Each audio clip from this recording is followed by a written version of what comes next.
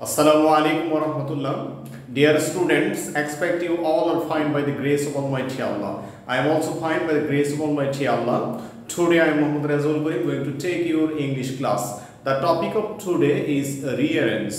Dear learners, সুপ্রিয় শিক্ষার্থীরা, আশা করি তোমরা পরম করুণাময়ের অশেষ রহমতে ভালো আছো। আলহামদুলিল্লাহ, আমরাও ভালো আছি। আমি আজকে তোমাদের ইংরেজি রিঅ্যারেঞ্জ এর টপিক নিয়ে একটু আলোচনা করছি। সুপ্রিয় শিক্ষার্থীরা, যদিও রিঅ্যারেঞ্জ সাধারণত ইংরেজি তোমাদের ক্লাস 3, 4, 5 এ রয়েছে, এরপর ক্লাসগুলোর জন্য প্রযোজ্য, কারণ এটা কিন্তু আসলে মূলত অর্থভেদে যে 5 প্রকার সেন্টেন্স রয়েছে বা গঠনভেদে 3 প্রকার সেন্টেন্স এবং 12 প্রকার টেন্স রয়েছে, এগুলোর মধ্যেই পড়ে। পূর্বের ক্লাসেও বলেছিলাম যে আমরা যদি সেন্টেন্সগুলোর স্ট্রাকচার জানি, টেন্সের স্ট্রাকচার জানি এবং মেইন বই সম্পর্কে আমাদের সম্যক ধারণা থাকে এবং আমরা ওয়ার্ড মিনিং যদি ভালোভাবে জানি, তাহলে রিঅ্যারেঞ্জে কিন্তু আমরা বেশ ভালো করতে পারবো ইনশাআল্লাহ। তো সুপ্রিয় শিক্ষার্থীরা, তো আমি আজকে এখানে বেশ কয়েকটি সেন্টেন্স লিখেছি, এগুলো একটা একটা ধরে ধরে তোমাদের সেটা সলিউশন বুঝিয়ে দিচ্ছি। দেখো সুপ্রিয় শিক্ষার্থীরা, 1 নম্বরে এখানে দেখো এই নম্বরে আছে 1, 2, 3, 4, 5টা ওয়ার্ড রয়েছে। 1 নম্বরে ইন্ডিপেন্ডেন্ট, 2 নম্বর হচ্ছে বাংলাদেশ, 3 ইন, তারপরে 4 বিকেম, আর 5 নম্বর হচ্ছে 1971 অর্থাৎ 1971 সালে। এটা আমরা একটা ওয়ার্ড ধরতে পারি, যদিও একটা ডিজিট এখানে মানে সংখ্যা আছে। তারপরে দেখো সুপ্রিয় শিক্ষার্থীরা, এখানে আমরা সেন্টেন্সটা পূর্বের ক্লাসে বলেছিলাম যে যদি কোনো সেন্টেন্সের শেষে ফুল স্টপ থাকে, তাহলে ধরে নিব আমরা সেন্টেন্সটা কি অ্যাসার্টিভ না হয়, ইম্পারেটিভ না হয়, অবজেক্টিভ হবে। আর যদি কোনো সেন্টেন্সে ফুল স্টপ থেকে যদি আদেশ, উপদেশ, নিষেধ, অনুরোধ না বোঝায় এবং ইচ্ছা বা আশীর্বাদ না বোঝায়, তাহলে আমাদের ধরে নিতে হবে কি প্রদত্ত সেন্টেন্সটি অ্যাসার্টিভ সেন্টেন্স হবে। তাহলে আমরা এখানে দেখো সুপ্রিয় শিক্ষার্থীরা, ইন্ডিপেন্ডেন্ট মানে কি স্বাধীন, বাংলাদেশ তো আমাদের দেশে না, বাংলাদেশ, ইন মানে ভিতরে, বিকেম মানে হয়েছিল, আর 1971 1971 সাল। তাহলে আমরা দেখছি এখানে আদেশ, উপদেশ, নিষেধ বা ইচ্ছা বা আশীর্বাদ কিছুই প্রকাশ পায়নি। এই অর্থ, এই ওয়ার্ডগুলো অর্থ করলে আমরা দেখতে পাচ্ছি। তাহলে প্রদত্ত বাক্যটি অবশ্যই অ্যাসার্টিভ সেন্টেন্স রয়েছে এবং আমরা এখানে বুঝতে পারলাম যে বাংলাদেশ 1971 সালে স্বাধীন হয়েছিল। তাহলে এখানে স্পষ্টই প্রতীয়মান হয়ে গেল অর্থ থেকে যে প্রদত্ত সেন্টেন্সটি অ্যাসার্টিভ সেন্টেন্স। কাজেই অ্যাসার্টিভ সেন্টেন্সের গঠনটা আমরা পূর্বের ক্লাসে আলোচনা করেছি। প্রথমে হবে কি, প্রথমে সাবজেক্ট, সাবজেক্টের পরে ভার্ব, ভার্বের পরে হবে কি অবজেক্ট বা এক্সটেনশন। তাহলে এখানে সাবজেক্ট হিসেবে রয়ে গেছে বাংলাদেশ, তাহলে আমরা প্রথমে বাংলাদেশ আনতে পারি। এরপর ভার্ব হিসেবে এখানে আছে কি বিকেম, বিকাম মানে কি হওয়ার, বিকেম মানে কি হয়েছিল, তাহলে এখানে ভার্ব হিসেবে রয়েছে বিকেম, তাহলে বাংলাদেশ বিকেম। তারপর কি অবজেক্ট বা এক্সটেনশন বা বর্ধিতাংশটা হবে ইন্ডিপেন্ডেন্ট ইন 1971। সুপ্রিয় শিক্ষার্থীরা, তাহলে এটাকে যদি আমরা এই জাম্পল ওয়ার্ডগুলোকে যদি আমরা রিঅ্যারেঞ্জ করে একটা মিনিংফুল সেন্টেন্স তৈরি করতে চাই, তাহলে প্রথমে আমাকে সাবজেক্ট দিতে হবে, সাবজেক্টের পরে ভার্ব, ভার্বের পরে এক্সটেনশন বা বাকি অংশটা আমাকে দিতে হবে, অবজেক্ট বা বাকি অংশ। তাহলে এখানে সাবজেক্ট হিসেবে বাংলাদেশ, তারপর ভার্ব হিসেবে বিকেম হলো, আর ইন্ডিপেন্ডেন্ট ইন 1971 এটুকু হচ্ছে কি এক্সটেনশন বা অবজেক্ট। সুপ্রিয় শিক্ষার্থীরা, আশা করি প্রদত্ত সেন্টেন্সটি অ্যাসার্টিভ সেন্টেন্স তোমরা এটা বুঝতে পেরেছো এবং আমরা যদি টেন্সের দৃষ্টিকোণ থেকে এটাকে যদি আমরা আইডেন্টিফাই করি, তাহলে এটা হচ্ছে কি পাস্ট ইনডিফিনিট টেন্স। কারণ আমরা জানি পাস্ট ইনডিফিনিট টেন্স আর গঠন প্রণালী হচ্ছে সাবজেক্ট প্লাস মূল ভার্বের V2 অর্থাৎ পাস্ট ফর্ম প্লাস বাকি অংশ। তাহলে এখানে সাবজেক্ট বাংলাদেশ আর বিকেমটা হচ্ছে কি V2 অর্থাৎ এটা হচ্ছে কি ভার্বের পাস্ট ফর্ম, আর ইন্ডিপেন্ডেন্ট ইন 1971 এটা হচ্ছে এক্সটেনশন। সুপ্রিয় শিক্ষার্থীরা, তাহলে অর্থগত দৃষ্টিকোণ থেকে আমরা সেন্টেন্সটাকে কি এটাকে অ্যাসার্টিভ সেন্টেন্স ধরলাম এবং এটা পাস্ট ইনডিফিনিট টেন্স আছে। সুপ্রিয় শিক্ষার্থীরা, তাহলে আমরা প্রদত্ত সেন্টেন্সটি পেলাম বাংলাদেশ বিকেম ইন্ডিপেন্ডেন্ট ইন 1971, যে বাংলাদেশ 1971 সালে স্বাধীন হয়েছিল বা স্বাধীন হয়। তারপর দেখো Bengal lives the tiger in royal Sundarbans. এখানে 1 2 3 4 5 6 7টা ওয়ার্ড আছে। তাহলে এখানে এই জাম্বল 7টা ওয়ার্ড আছে। এই 7টা ওয়ার্ডকে আমাদেরকে রিঅ্যারেঞ্জ করে পুনর্বিন্যাস করে সাজিয়ে একটা মিনিংফুল অর্থপূর্ণ সেন্টেন্স তৈরি করতে হবে।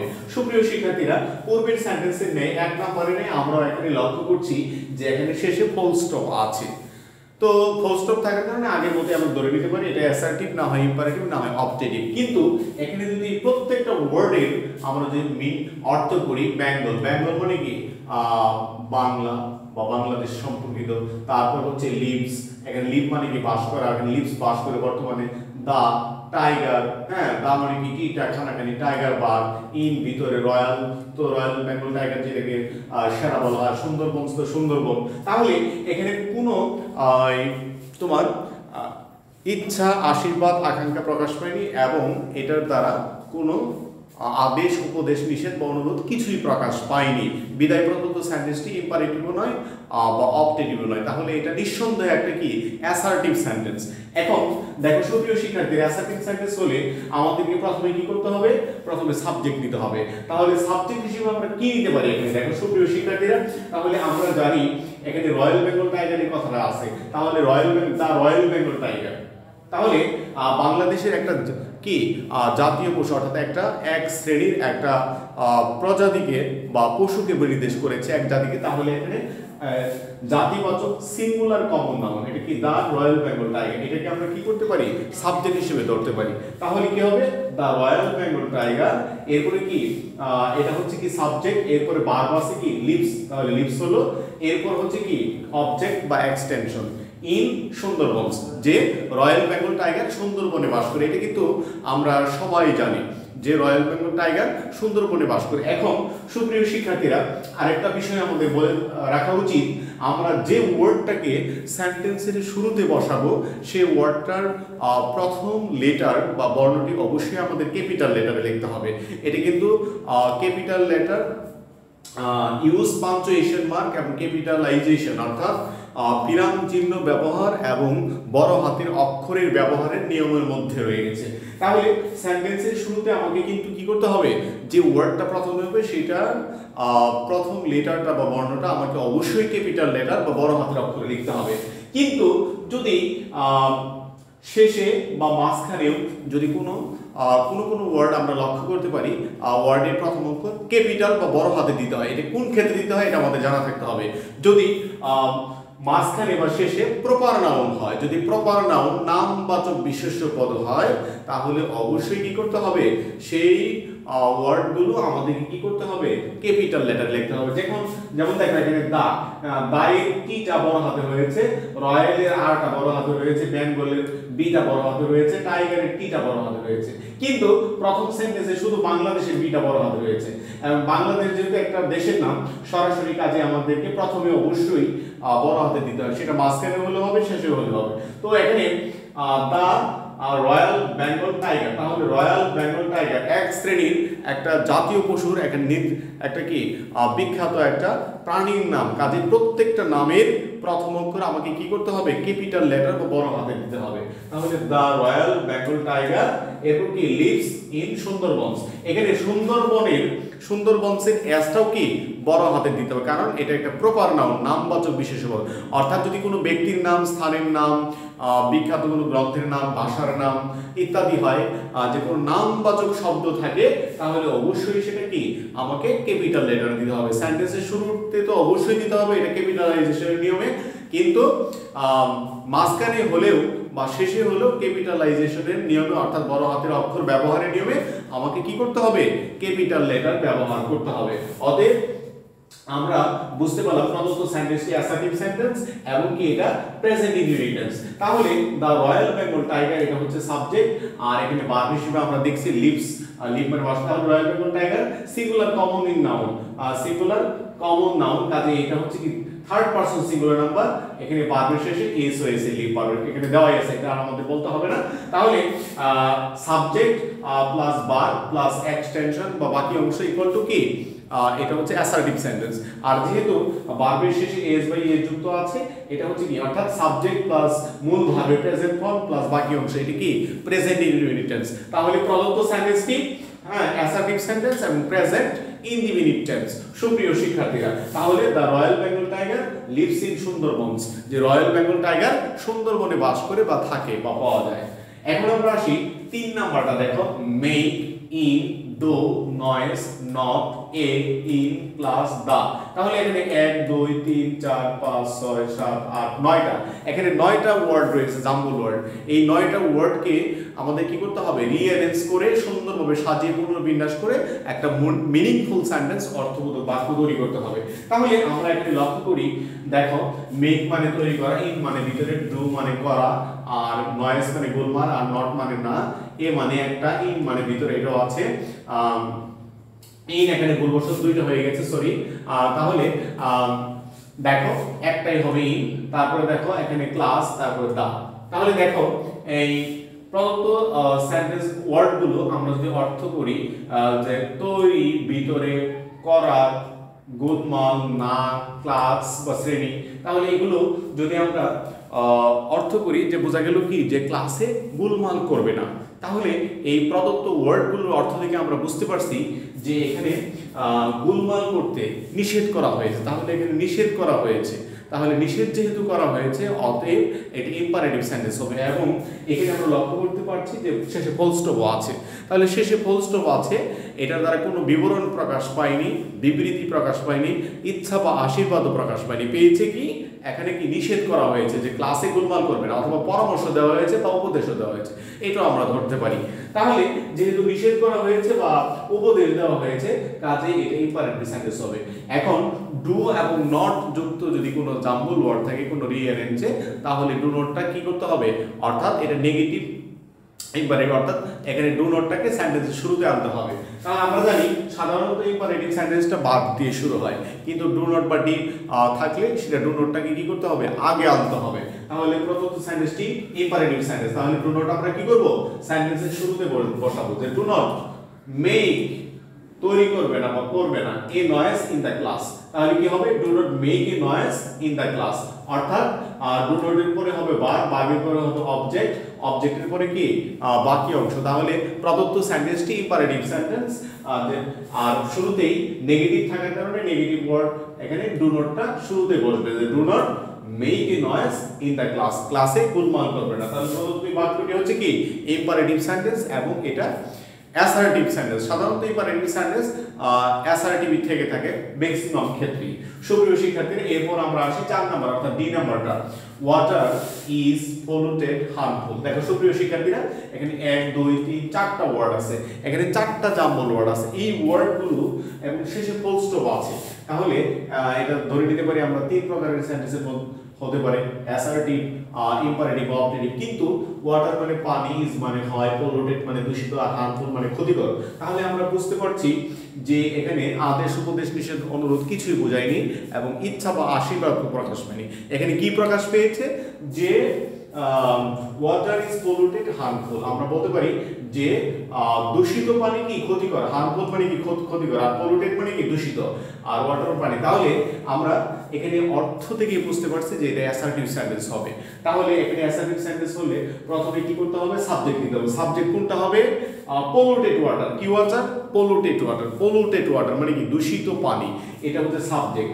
আর এখানে ভার্ব হিসেবে আছে কি ইজ, ইজটা কি এখানে মেইন ভার্ব বা টু বি ভার্ব হিসেবে ব্যবহৃত হয়েছে।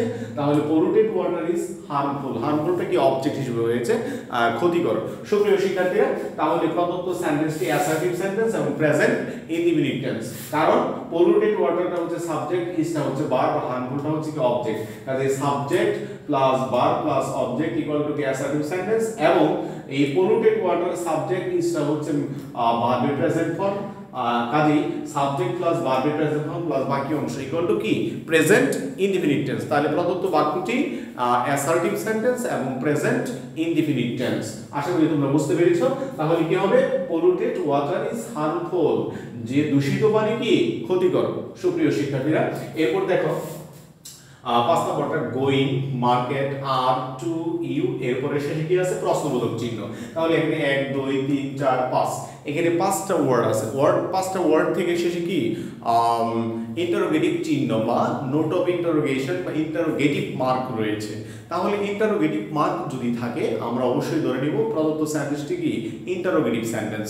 তাহলে ইন্টারোগেটিভ সেন্টেন্স পূর্বের ক্লাসে আলোচনা করা হয়েছে যে দুই ধরনের হয়ে থাকে, একটা হচ্ছে ইয়েস নো কোশ্চেন আর একটা হচ্ছে কি ডাব্লিউএইচ কোশ্চেন। যদি ডাব্লিউএইচ ওয়ার্ড দিয়ে থাকে তাহলে সেটা ডাব্লিউএইচ কোশ্চেন, যেহেতু এখানে ডাব্লিউএইচ ওয়ার্ড নেই তাহলে এটা কি yes no question. Yes no question হলে শুরুতে কি এখানে যদি অক্সিলারি ভার্ব থাকে তাহলে অক্সিলারি ভার্ব বসবে, আর তাহলে টু বি ভার্বটা অক্সিলারি ভার্ব হয়ে যাবে। দেখো তাহলে এখানে going market are to you, তাহলে অবশ্যই কি করতে হবে সুপ্রিয় শিক্ষার্থীরা আরটা সেন্টেন্সে কি শুরুতে বসবে, যে আর অর্থাৎ শুরুতে বসবে এবং আর এর পরে অর্থাৎ এই অক্সিলারি ভার্বের পরে কি হবে সাবজেক্ট। তাহলে are you going to market, তুমি কি বাজারে যাচ্ছ বা তোমরা কি বাজারে যাচ্ছ, তাহলে এটা কি ইন্টারোগেটিভ সেন্টেন্স এবং প্রেজেন্ট কন্টিনিউয়াস টেন্স। আবার বলছি সুপ্রিয় শিক্ষার্থীরা এখানে প্রশ্নবোধক চিহ্ন থাকার কারণে প্রদত্ত সেন্টেন্সটি ইন্টারোগেটিভ সেন্টেন্স এবং এটা yes no question interrogative sentence, কারণ এখানে কোনো ডাব্লিউএইচ ওয়ার্ড নেই। তাহলে এখানে যেহেতু অক্সিলারি ভার্ব হিসেবে আর রয়ে গেছে, হ্যাঁ প্রদত্ত সেন্টেন্সটি প্রেজেন্ট কন্টিনিউয়াস টেন্স, কারণ হচ্ছে আমরা জানি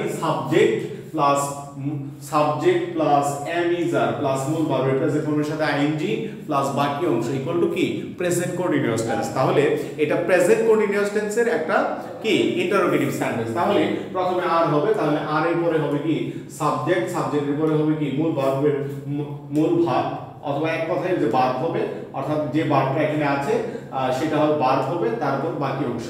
তাহলে are you going to market, তুমি কি বা তোমরা কি বাজারে যাচ্ছ, তাহলে প্রদত্ত সেন্টেন্স ইন্টারোগেটিভ সেন্টেন্স এবং প্রেজেন্ট কন্টিনিউয়াস টেন্স। এরপরে আসি আমরা F number beautiful the bird how is. এখানে 1 2 3 4 5টা ওয়ার্ড আছে এবং শেষে নোট অফ এক্সক্লামেশন বা এক্সক্লামেটরি মার্ক আছে। এখানে কি আছে যে বিস্ময়সূচক চিহ্ন আছে। তাহলে বিস্ময়সূচক চিহ্ন যদি থাকে আমরা ধরে নিব অবশ্যই এটা কি এক্সক্লামেটরি সেন্টেন্স। তিন ধরনের সেন্টেন্স শনাক্ত করা দুই ধরনের সেন্টেন্স শনাক্ত করা আমাদের জন্য খুবই সহজ। যদি প্রশ্নবোধক থাকে তাহলে সেটা কি ইন্টারোগেটিভ সেন্টেন্স, আর যদি নোট অফ এক্সক্লামেশন বা বিস্ময়সূচক চিহ্ন থাকে তাহলে ধরে নিব আমরা সেটা কি এক্সক্লামেটরি সেন্টেন্স। তাহলে প্রশ্নবোধক চিহ্ন থাকলে সেটা অবশ্যই ইন্টারোগেটিভ এবং যদি বিস্ময়সূচক চিহ্ন থাকে সেটা অবশ্যই কি এক্সক্লামেটরি সেন্টেন্স। তাহলে দুই ধরনের সেন্টেন্স শনাক্ত করা আমাদের জন্য খুবই সহজ। আর যেটা বললাম যদি ফুল স্টপ থাকে তাহলে আমাদের যদি কোনো নোট অফ এক্সক্লামেশন না থেকে ফুল স্টপ থাকে তাহলে ধরে নিতে হবে সেটা অ্যাসার্টিভ, না হয় ইম্পারেটিভ, না হয় অবজেক্টিভ। আর অবজেক্টিভ কিভাবে হয়, ইম্পারেটিভ কেন হয়, অ্যাসার্টিভ কি হয় সেটা তো পূর্বেই আমি আলোচনা করেছি বা তোমরাও জানো সুপ্রিয় শিক্ষার্থীরা। তাহলে এখানে যেহেতু বিস্ময়সূচক চিহ্ন হয়েছে অবশ্যই এটা কি এক্সক্লামেটরি সেন্টেন্স। তাহলে যদি কোনো এক্সক্লামেটরি সেন্টেন্সে হোয়াট বা হাউ থাকে এগুলো সেন্টেন্সের শুরুতে বসে, যেহেতু এখানে হাউ আছে তাহলে কি হবে এখানে বিউটিফুল মানে সুন্দর, দা মানে টি, বার্ড মানে পাখি, হাউ মানে কেমন বা কত, ইজ মানে হয়, তাহলে হাউটা কি সেন্টেন্সের শুরুতে বসবে। তাহলে হাউ বিউটিফুল কি সুন্দর, দ্য বার্ড ইজ যে পাখিটি কি সুন্দর, তাহলে হাউ বা হোয়াট থাকলে সেন্টেন্সের শুরুতে বসবে এবং তারপর কি হবে ওই অ্যাডজেক্টিভ হবে, যে অ্যাডজেক্টিভ ওয়ার্ডটা থাকবে বিশেষণ পদটা সেটা বসবে, তারপরে হবে কি সাবজেক্ট, তারপর হবে কি টু বি ভার্ব। তাহলে এখানে how beautiful the bird is, to be verb হিসেবে কি হয়েছে ইজ বা ভার্বটা।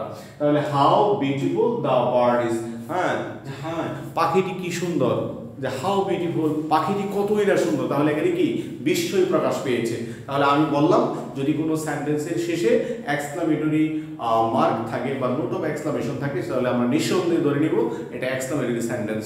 আর যদি সেটা হোয়াট বা হাউ থাকে ওই এক্সক্লামেটরি সেন্টেন্সে রিএনজের ওয়ার্ডে তাহলে প্রথমে হাউ বা হোয়াটটা আমাদের নিতে হবে, এরপর হবে অ্যাডজেক্টিভ, অ্যাডজেক্টিভের পরে সাবজেক্ট, সাবজেক্টের পরে টু বি ভার্ব বা ভার্ব যেটা আছে টু বি ভার্ব হবে। তাহলে how beautiful the bird is এটা হচ্ছে এক্সক্লামেটরি সেন্টেন্স এবং প্রেজেন্ট ইনডিফিনিট টেন্স।